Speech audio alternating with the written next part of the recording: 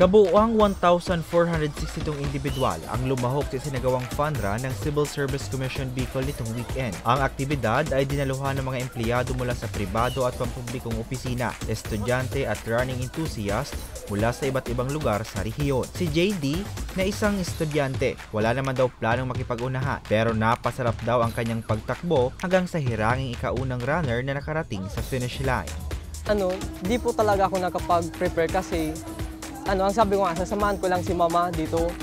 Pero yun nga, nakaano pa rin.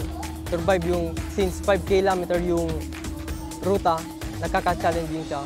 Pero success pa rin. Ang empleyado naman ng pamahalaan na si Patrick, na isa rin sa mga dumalo, ipinagpapasalamat ang inisyatibong ito ng CSC. Sumali lang sila dahil masaya to at yun ang ehersisyo, importante sa atin. Yun lang. Ayon kay CSC Bicol Regional Director Attorney Daisy Bragais, ang aktibidad ay kaugnay pa rin sa pagdiriwang ng komisyon sa kanilang ika-125 na anibersaryo. Ginagawa nila ang fun run taon-taon para makalikom ng pondong pangtulong sa mga pamilya ng mga namatay na lingkod bayan.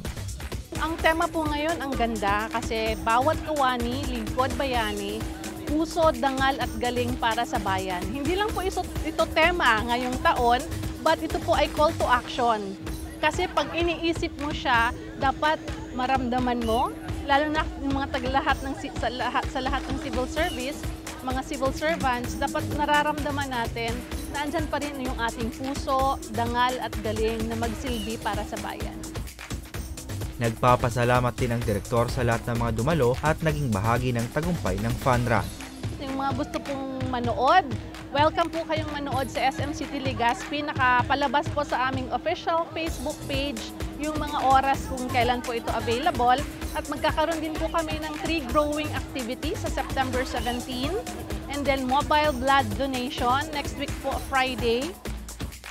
Samantala, itong Biyernes ay nagsagawa rin ng job fair ang CSC Bicol sa isang malaking mall sa Legazpi City na bahagi rin ng kanilang anibersaryo.